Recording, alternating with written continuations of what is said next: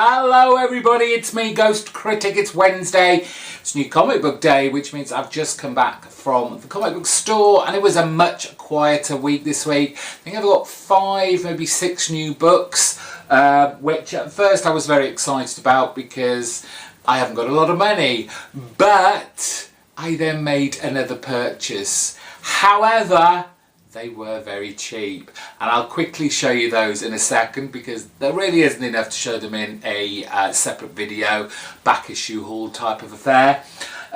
Sunday, I tried my hardest to make that video as short as possible. I knew I had 2 weeks worth of reviews to do. It didn't work out that way for me, but like I said, there were about 18 books that I managed to review in under an hour, so I'm quite proud of myself for that. And I thank everyone who's already watched those videos. Brilliant stuff. Very, very much appreciated. What else? I've got some new subscribers, of course, shout them out this week.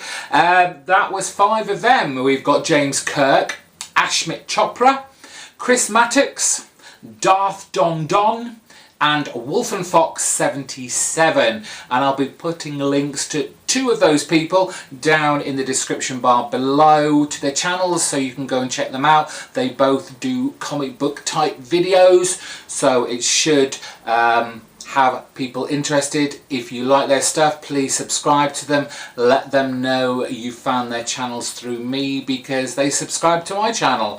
And if you want to subscribe to my channel over the next 7 days, I'll give you a shout out in next Wednesday's video.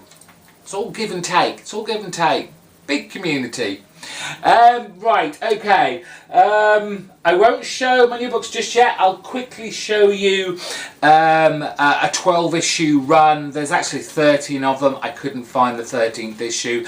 But the first volume of Fantastic Four finished with issue 416, and they stopped it and they started on a new volume, starting off with a new #1. Like I said, it only did last 13 issues. It was done by Jim Lee, Brandon Choi and Scott Williams. So I've got the 12 issues of the 13 issue run of Fantastic Four. Came out in 1996.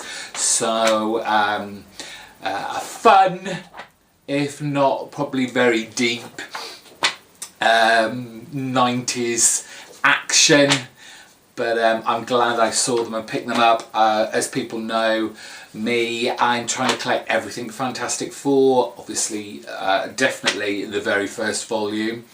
But anything else I see along the way, I will definitely be picking up. And that's issue 12. So those were all those issues. Can't remember if he charged me 50p each for those. I think it was roughly around that. We haggled.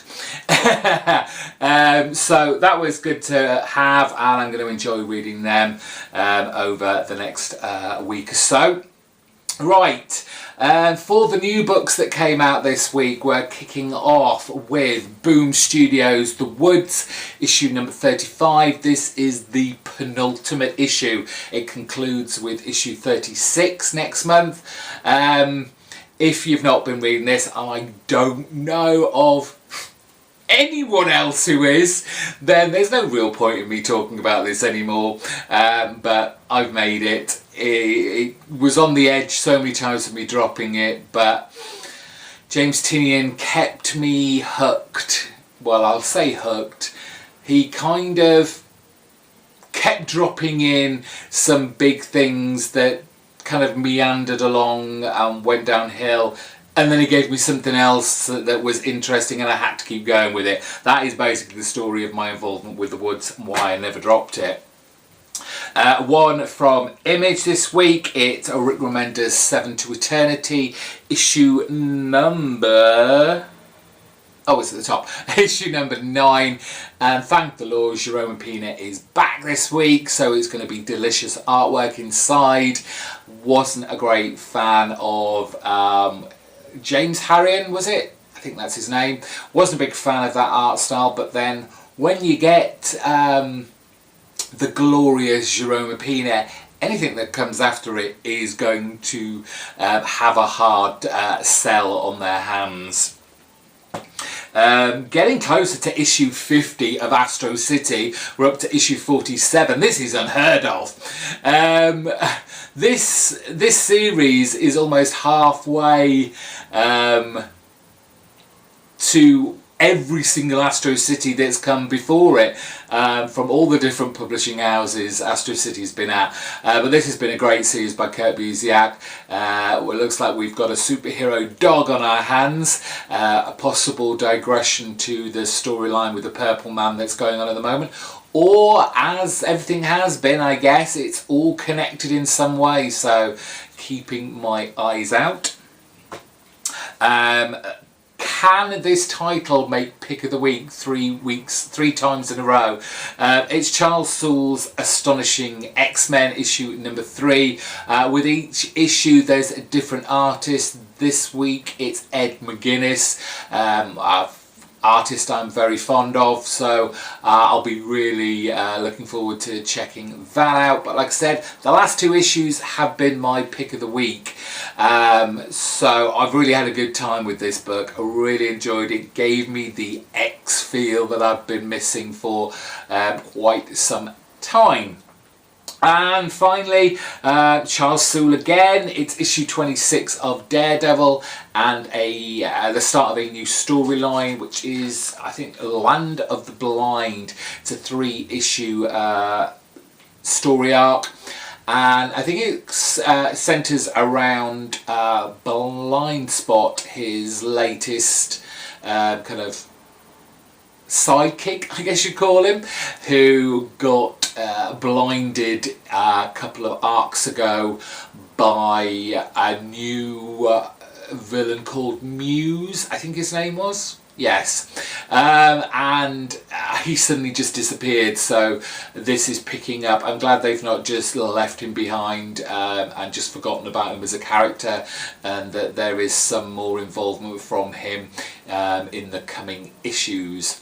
And they are all my comics this week. I will have, no doubt, a review of my new books on Sunday, so please, if you're not subscribed to my channel and you don't want to miss out, hit the sub button, give this video a big like, thumbs up, and in the comment section down below let me know what you picked up this week. It did feel like a very quiet week again. Nothing new. I didn't see anything on the counter, but as I've said in previous videos, the way my comic book guy is ordering his comics now, if you don't order it and it's not part of the big 2, he isn't going to have it anymore. So let me know what I missed. Hope you enjoy your comic books that you picked up today, and I will see you very soon. Have a great day. Bye bye.